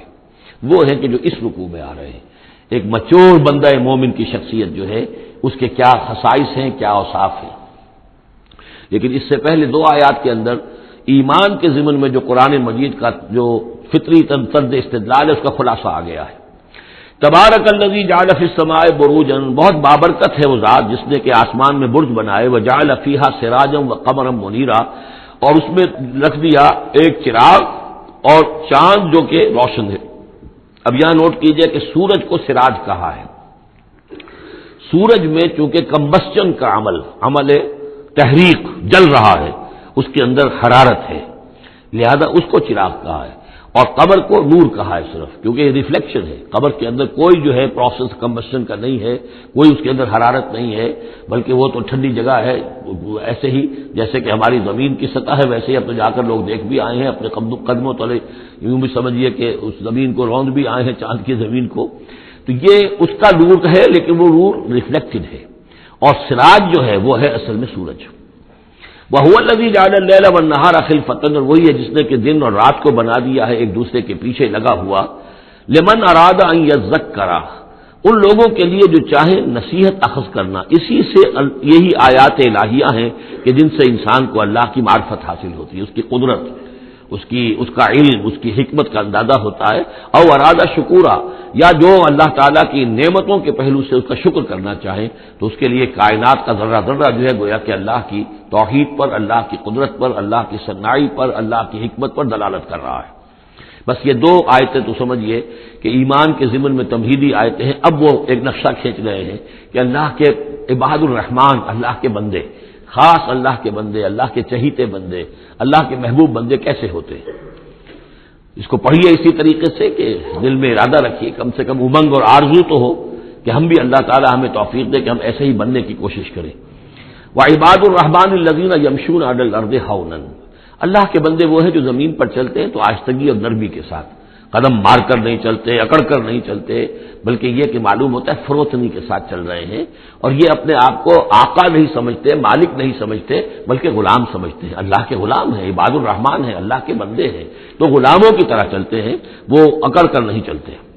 وَإِذَا خَاطَبَهُمُ الْجَاهِلُونَ قَالُوا سَلَامًا، ایک ان کا وصف یہ ہے کہ جب جاہل لوگ، اجڑ لوگ، مشتعل مزاج لوگ خامخواہ ان سے الجھنا چاہیں، بحث و مباحثے میں انہیں جو ہے وہ خامخواہ الجھانا چاہیں تو وہ کہتے ہیں سلام. وہ الجھتے نہیں ہیں، بحث و تمہیز کے اندر نہیں. جب وہ دیکھتے ہیں کہ ایک شخص بحث پر اتر آیا، وہ اب بات سمجھنا نہیں چاہتا، اس کے اوپر ضد جو ہے وہ مسلط ہو چکی ہے، تو اب خامخواہ اس کے ساتھ وہ الجھے رہنا، جس کو ہم کہتے ہیں ہمارے ہاں وہ پنجاب میں یہ سینگ پھنسا کر آدمی جو ہے وہ اپنا وقت ضائع کرے، اس کا بھی وقت ضائع کرے، کوئی فائدہ نہیں. میچور آدمی یہ کہ دیکھے اگر تو واقعی یہ بات سمجھنا چاہ رہا ہے تو سمجھائے، نہیں سمجھنا چاہتا، اس کی اصل میں نیت ہی نہیں ہے، تو پھر خامخواہ اس کے ساتھ الجھنے کا فائدہ نہیں. والذین یبیتون لربہم سجدا وقیاما، اور وہ لوگ کہ جو راتیں بسر کرتے ہیں اپنے رب کے لیے سجدے اور قیام میں. یہاں وہ بات بہت واضح ہو گئی. جہاں تک 5 فرض نمازیں ہیں وہ تو فرض ہیں، وہ تو تعمیر سیرت کی بنیادیں ہیں، ان کی تو مداومت کرنی ہے. والذین هم علی صلواتہم یحافظون، لیکن یہ لوگ جو ہیں جن کے دل آشنا ہو گئے ہوں اللہ سے، اگر یہ اللہ کے ساتھ دوستی ہو چکی ہو تو پھر یہ کہ رات کا وقت ہوتا ہے کہ جس میں وہ پھر بندہ اٹھتا ہے، کوئی دیکھ نہیں رہا ہے، لوگ سوئے ہوئے ہیں، کوئی ڈسٹربنس نہیں ہے. خیر ہماری تو آج کل شہری زندگی میں راتوں میں بھی ڈسٹربنس رہتی ہے، لیکن یہ کہ عام طور پر بہرحال دن کے مقابلے میں تو ایک سکون کی کیفیت ہوتی ہے. اس وقت اپنے رب سے راز و نیاز کی باتیں، کبھی اس کے سامنے کھڑے ہیں، کبھی سر بسجود ہیں. والذین یبیتون لربہم سجدا وقیاما، والذین یقولون، اور وہ کہتے رہتے ہیں سب کے باوجود، ربنا اصرف عنا عذاب جہنم، اے رب ہمارے عذاب جہنم کو ہم سے پھیر دے، دور کر دے. یہ سورہ نور میں بھی ہم نے پڑھا تھا کہ وہ ساری شخصیت جو ہے بیان کرنے کے بعد وہ اس کے بعد بھی لرزاں و ترساں رہتے ہیں. یوم تتقلب فیہ القلوب والابصار، ڈرتے رہتے ہیں اس دن کے خیال سے کہ جس میں نگاہیں اور دل الٹ دیے جائیں گے قیامت کے دن سے. ان عذابھا کان غراما، یقیناً اس کا عذاب جو ہے وہ چمٹ جانے والی شے ہے. انہا ساعت مستقر و مقامہ، پروردگار وہ جگہ جہنم جو ہے یقیناً بہت بری جگہ ہے، مستقل قیام کے لیے بھی اور تھوڑی دیر کے لیے بھی. جو میں نے عرض کیا تھا کہ دنیا میں بری سے بری جگہ بھی جو ہے اس میں بھی آپ تھوڑی دیر کے لیے جائیں گے تو ریکریشن ہو جائے گی چینج کی وجہ سے، اور اچھی سے اچھی جگہ جو ہے اس میں بھی مستقل رہنا پڑے تو پھر اس کے اندر کوئی حسن اور کوئی جو ہے دلچسپی باقی نہیں رہے گی. تو اس کے بجائے جو جنت کا تصور دیا جا رہا ہے، جنت اتنی اچھی جگہ ہے کہ مستقل طور پر رہنے کے باوجود اس کی دلچسپیوں میں، اس کی رہنمائیوں میں کوئی کمی نہیں ہوگی. اور جہنم اتنی بری جگہ ہے کہ ایک لحظے کے لیے بھی کسی کا قدم وہاں گیا تو وہ اپنی پوری جو ہے سختی اس کے اوپر ظاہر کر دے گی. والذین اذا انفقوا لم یسرفوا ولم یقتروا وکان بین ذلک قواما، اور وہ لوگ جو خرچ کرتے ہیں تو نہ تو وہ اسراف کرتے ہیں اور نہ ہی بخل سے کام لیتے ہیں، بلکہ اس کے بین اعتدال جو ہے واقعہ یہ ہے کہ دنیا کا مشکل ترین کام ہے، توازن اور اعتدال. ظاہر بات ہے یہ لوگ جو میچور ہیں، سمجھدار ہیں، اب ان کے ہاں یہ ہوگا کہ ان کے اس خرچ کرنے کے معاملے میں بھی اعتدال ہوگا. والذین لا یدعون مع اللہ الہا آخر، 3 کبیرہ گناہ وہ ہیں جیسا کہ ہم نے پڑھا ہے سورہ نساء میں بھی، ان تجتنبوا کبائر ما تنہون عنہ، تو بڑے بڑے گناہ وہ کون سے ہیں کہ جن سے اگر تم باز رہو تو باقی چھوٹے گناہ تو اللہ تعالیٰ جو ہے وہ معاف بھی کرتا رہے گا. اور ان میں سے سب سے بڑا تو 2 مرتبہ فرمایا شرک، اور شرک کے بعد پھر قتل ناحق اور پھر زنا. یہ 3 ہیں. قتل ناحق سے بھی در حقیقت تمدن کی جڑ کٹ جاتی ہے، اور زنا سے تمدن جو ہے وہ سڈاس بن جاتا ہے، پھر اس کے اندر گندگی ہو جاتی ہے. تو اس حوالے سے یہ 3 چیزیں یہاں بیان کی جا رہی ہیں. والذین لا یدعون مع اللہ الہا آخر، وہ لوگ کہ جو نہیں پکارتے اللہ کے ساتھ کسی اور معبود کو. ولا یقتلون النفس التي حرم اللہ الا بالحق، نہ ہی قتل کرتے ہیں کسی جان کو جس کو کہ اللہ نے محترم ٹھہرایا ہے مگر حق کے ساتھ. قتل کے بدلے قتل والا معاملہ ہے، یا مرتد کا قتل ہے، یا زانی شادی شدہ کا رجم ہے، جو بھی ہے. ولا یزنون، نہ وہ زنا کرتے ہیں. ومن یفعل ذلک یلقى اثاما، اور جو کوئی بھی یہ کام کرے گا وہ اس کی پاداش کو پکڑ کر اس کو جو ہے حاصل کر کے رہے گا، یا لازمہ اس کی سزا اس کو مل کر رہے گی. یلقى اثاما یضاعف له العذاب یوم القیامہ، قیامت کے دن اس کا عذاب دگنا کر دیا جائے گا. یہ آیت اس اعتبار سے بہت اہم ہے کہ منکرین حدیث نے بہت شور مچایا ہوا ہے کہ قرآن مجید میں کہیں عذاب قبر کا کوئی تذکرہ نہیں ہے، صراحتاً واقعتاً نہیں ہے، احادیث میں بہت تفصیل ہے، لیکن یہ کہ یہ مقام ایسا ہے کہ جس سے ثابت ہوتا ہے کہ قیامت کے دن سے پہلے بھی عذاب ہے. یضاعف له العذاب یوم القیامہ، دگنا کیا جائے گا ان کے لیے عذاب قیامت کے دن. اس کا مطلب ہے کہ عالم برزخ میں بھی ان کے لیے عذاب ہے. اور جو فرمایا گیا ہے کہ یہ جو قبر کا گڑھا ہے یا یہ جہنم کے گڑھوں میں سے ایک گڑھا ہے، اور یا جنت کے باغیچوں میں سے ایک باغیچہ ہے. اور یا تو وہاں ایک کھڑکی کھول دی جاتی ہے جنت کی جہاں سے ٹھنڈی ہوائیں اور خوشبوئیں آتی رہتی ہیں، اور یا یہ کہ کھڑکی کھول دی جاتی ہے جہنم کی طرف جس سے آگ کی لپٹ اور گرمی جو ہے اور لو جو ہے وہ آتی رہتی ہے. یضاعف له العذاب یوم القیامہ، قیامت کے دن اس کے لیے عذاب دگنا کر دیا جائے گا. ویخلد فیہ مہانا، اور پھر وہ رہے گا اس عذاب میں ہمیشہ ہمیشہ. الا من تاب، استثناء ہے.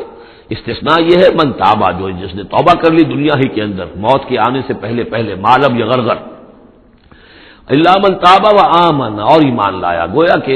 جو شخص اس قسم کے گناہوں میں مبتلا ہوتا ہے چاہے وہ قانوناً کافر نہ ہو، حقیقتاً وہ کافر ہو جاتا ہے، ایمان اس کے دل سے نکل جاتا ہے. لہذا توبہ گویا کہ اثر نو ایمان لانے کے مترادف ہے. الا من تابہ و آمن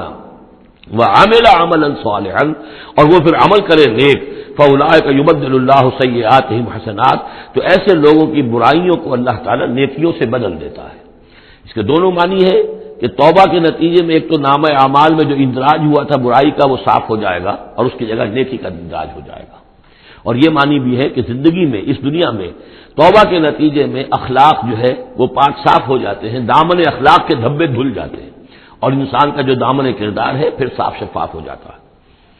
وکان اللہ غفور الرحیم، اور اللہ تعالیٰ غفور الرحیم ہے. ومن تاب وعمل صالحا، اب دوبارہ تکرار کی گئی، اور جو توبہ کرے اور پھر نیک عمل کرے فإنہ یتوب الی اللہ متابا، تو وہ ہے کہ جو توبہ کرتا ہے اللہ کی جناب میں جیسا کہ توبہ کرنے کا حق ہے.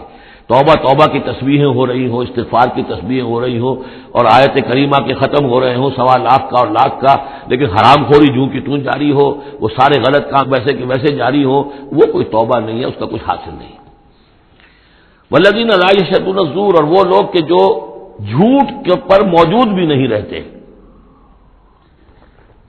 جھوٹ کی گواہی والی بات نہیں ہے یہاں، لیکن جھوٹ کی گواہی تو گویا کہ اس کے اندر خود بخود امپلائڈ ہے، یعنی ان کے اندر صداقت اور حق کے ساتھ اتنی غیرت ہوتی ہے کہ جہاں کوئی جھوٹ کا گزر بھی ہو وہاں وہ اپنی موجودگی بھی پسند نہیں کرتے. جھوٹ کا دھندا ہو رہا ہو، جھوٹ کا کاروبار ہو رہا ہو، جھوٹ بولا جا رہا ہو، یہ وہاں پر ان کی غیرت اور حمیت جو ہے صداقت کے ساتھ اور سچ کے ساتھ وہ اتنی ہے کہ وہ وہاں موجودگی بھی اپنی برداشت نہیں کرتے۔ وَإِذَا مَرُّوا بِاللَّغْوِ مَرُّوا كِرَامًا، اسی طریقے سے جب وہ کسی لغو کام کے پاس سے گزرتے ہیں تو اپنے دامن کو بچا کر گزر جاتے ہیں۔ دیکھیے وہاں بھی تھا سورہ مومنین کو شروع کی آیات میں وَالَّذِينَ هُمْ عَنِ اللَّغْوِ مُعْرِضُونَ، کہ جو لغو سے اعراض کرتے ہیں۔ اور یہاں یہ کہ اس کے پاس سے اگر گزر ہو بھی جائے اتفاقاً، خود تو قصد کرنا جو ہے بہت دور کی بات ہے، اس کا کوئی امکان ہی نہیں، اتفاقاً آپ راستہ چل رہے ہیں اور دیکھ رہے ہیں کوئی مداری کا تماشا ہو رہا ہے،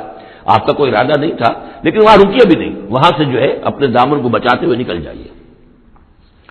والذین اذا ذکروا بآیات ربہم، اور وہ لوگ کہ جن کو جب ان کے رب کے آیات کے ذریعے سے نصیحت کی جاتی ہے، سمجھایا جاتا ہے، لم یخروا علیہا صما وعمیانا، تو نہیں گر پڑتے اس پر بہرے اور اندھے ہو کر۔ اس کے بھی دونوں معنی ہیں، ایک تو یہ کہ مخالفت پر اندھے بہرے ہو کر کمر کس لینا، جیسے کہ قریش کر رہے تھے، تو گویا کہ تعریض ہے، ان پر ایک طنزیہ انداز ہے یہ کہ یہ لوگ جس طریقے سے کر رہے ہیں وہ معاملہ اللہ کے بندوں کا نہیں ہوتا۔ لیکن یہ دوسری طرف یہ بات بھی ہے کہ آیات قرآنیہ کو بھی اندھے بہرے ہو کر تو نہیں پڑھنا ہے اور سننا ہے، بلکہ غور کرنا ہے۔ افلا یتدبرون القرآن ام علی قلوب اقفالها، تو کیا یہ قرآن کی آیت پر تدبر نہیں کرتے؟ وتدبروا فیہ لعلکم تفلحون، تدبر کرو تاکہ تم سمجھو۔ تو اس طریقے سے محض جو ہے وہ قرآن مجید کو بھی اندھے بہرے ہو کر جو ماننا جو ہے اس سے بھی بہرحال عباد الرحمن جن کی یہاں تعریف کی جا رہی ہے ان کے مرتبے سے فروتر ہے۔ والذین یقولون ربنا هب لنا من ازواجنا وذریاتنا قرۃ اعین، اور وہ لوگ جو کہتے ہیں کہ اے رب ہمیں اپنی بیویوں اور ہماری اولاد کی طرف سے آنکھوں کی ٹھنڈک عطا فرما، یعنی یہ کہ جس راستے پر ہم چل رہے ہیں ہماری اولاد ہمارے گھر والے بھی اسی راستے پر چلیں تاکہ ہماری آنکھیں ٹھنڈی ہو۔ ایسا نہ ہو کہ میں تو اللہ کے دین کے راستے کی طرف چلنے کی کوشش کر رہا ہوں اور اولاد کسی اور طرف کو دور لگا رہی ہے، تو ایک کشاکش ہے۔ پھر یہ جو صورتحال جو ہے فرکشن گھر کے اندر پیدا ہوتی ہے، تو اللہ تو ہمیں ہمارے گھر والوں سے آنکھوں کی ٹھنڈک عطا فرما، اور آنکھوں کی ٹھنڈک ظاہر بات ہے عباد الرحمن کی کن چیزوں میں ہوگی کہ وہ بھی اللہ کے بندے بنے، اللہ کی بندگی کے راستے کو اختیار کریں۔ وَاجْعَلْنَا لِلْمُتَّقِينَ إِمَامًا، اور ہمیں متقیوں کا امام بنا۔ اس کا یہ مطلب نہیں ہے کہ امامت کی طلب ہے، بلکہ یہ کہ ہم خود امام ہیں، ایک شخص اپنے گھر کا سربراہ ہے، امام ہے، تو اے اللہ جن کے ہم امام ہیں انہیں متقی بنا دے۔ اس لیے کہ ظاہر بات ہے کہ میدان حشر میں جب ہم چلیں گے تو اس ایک شخص کے پیچھے اس کی اولاد چلی آ رہی ہے، اور معلوموں کو وہ تو جہنمی ہے جو چلے آ رہے ہیں، یہ خود تو بہرحال ایک نیک آدمی تھا، نہیں، ہمارے پیچھے جو ہماری نسلیں آئیں اے اللہ انہیں بھی متقی بنا، جن کے ہم امام ہیں، جو ہمارے پیچھے ہیں، جن کے کہ ہم دنیا میں جیسے کہ فرمایا ہے ایک حدیث میں بھی آتا ہے کلکم راعٍ وکلکم مسئول عن رعیتہ، تم میں سے ہر شخص کی حیثیت ایک چرواہے کی ہے، اور اللہ نے کچھ نہ کچھ مخلوق جو ہے اپنی اس کے چرواہے کے حوالے کی ہے۔ تمہاری اولاد ہے، تمہاری بیوی ہے، یہ گھر کنبہ ہے، یہ تمہارا جو ہے یہ گویا کہ تمہارے متبعین ہیں، تمہارے فالوورز ہیں، تو اللہ ہمارے فالوورز کو متقی بنا دے اور ہماری جو امامت ہے وہ متقیوں کی امامت ہو۔ اولئک یجزون الغرفۃ بما صبروا، یہ وہ لوگ ہیں کہ جن کو بالا خانے ملیں گے ان کے صبر کی جزا میں، انہوں نے صبر کیا۔ ظاہر بات ہے کہ اللہ دنیا میں بے شمار مواقع آتے ہیں حرام خوری کے، ایک بندہ مومن بچتا ہے، بہت سے مواقع پر اللہ تعالیٰ موقع دے کر آزما لیتا ہے کہ ذرا سی بھی اس کی کمی ہو تو پھر یہ نکل جائے کسی غلط راستے کی طرف۔ انسان جو ہے صبر کرتا ہے، جذبات کو روکتا ہے، اپنی خواہشات کو روکتا ہے، شہوات کو تھامتا ہے، ان تمام چیزوں کو سنبھال کر یہ سب گویا کہ پوری زندگی صبر ہے۔ تو بما صبر ہوں اولئک یجزون الغرفۃ بما صبر ہوں، یہ وہ لوگ ہوں گے کہ جنہیں بدلے میں ملیں گے بالا خانے جنت کے ان کے صبر کے عوض۔ وَيُلَقَّوْنَ فِيهَا، ان کا استقبال کیا جائے گا وہاں جنت میں ان بالا خانوں میں، تحیۃ و سلاما، سلام کے ساتھ اور دعاؤں کے ساتھ۔ خالدین فیہا، وہ رہیں گے اس میں ہمیشہ ہمیش۔ حسنت مستقرا و مقاما، بہت ہی عمدہ ہے وہ جگہ، مستقر کے طور پر بھی، مستقل قیامگاہ کے طور پر بھی، اور مقامہ تھوڑی دیر کے لیے بھی۔ تو یہ وہ ایک کنٹراسٹ ہے، جہنم کو فرمایا ساعت مستقرا و مقاما، اور جنت حسنت مستقرا و مقاما۔ قل ما یعبأ بکم ربی، اے نبی ان سے کہہ دیجئے میرے رب کو تمہاری کوئی پرواہ نہیں ہے، یہ نہ سمجھو کہ میں تمہارے پیچھے اپنے آپ کو ہلکان کر رہا ہوں، تو میرے رب کو کوئی تمہاری ضرورت ہے؟ میری یا میرے رب کی کوئی ضرورت اٹکی ہوئی ہے تمہارے بغیر، وہ بات پوری نہیں ہوگی؟ یہ چھپر تم ہی اٹھاؤ گے تو اٹھے گا ورنہ اٹھ نہیں سکتا، یہ نہ سمجھو۔ قل ما یعبأ بکم ربی لولا دعاؤکم، اگر نہ ہوتا تمہیں پکارنا۔ اللہ نے یہ بات اپنے ذمے لی ہوئی ہے کہ تمہیں خبردار کر دیا جائے، اللہ تعالیٰ وما كنا معذبین حتی نبعث رسولا، ہم عذاب نہیں بھیجتے رہے جب تک کہ رسول کو نہ بھیج دیں، اس لیے مجھے بھیج دیا ہے، میں لگا ہوا ہوں اس کے حکم سے، میں تمہاری گلیوں میں بھی تمہیں سنا رہا ہوں، تمہارے گھروں میں جا کر تم سے بات کر رہا ہوں، اکیلے اکیلے بھی بات کر رہا ہوں، ڈنکے کی چوٹ بھی کر رہا ہوں، لیکن یہ نہ سمجھو کہ کوئی اس میں میری غرض ہے یا میرے رب کی کوئی ضرورت ہے۔ قل ما یعبأ بکم ربی، میرے رب کو تمہاری پریشاں کے برابر کوئی وقت تمہاری نہیں ہے ان کے نزدیک، لولا دعاؤکم، اگر نہ ہوتا تمہارا پکارنا، فقد کذبتم، تو دیکھو تم نے جھٹلا دیا ہے، فسوف یکون لزاما، اب عنقریب یہ تمہارے ساتھ چمٹ کر رہے گا، یعنی یہ کہ اس کا جو عذاب ہے، اس کی جو پاداش ہے وہ تمہیں مل کر رہے گی۔ بارک اللہ لی ولکم فی القرآن العظیم ونفعنی وإیاکم بالآیات والذکر الحکیم۔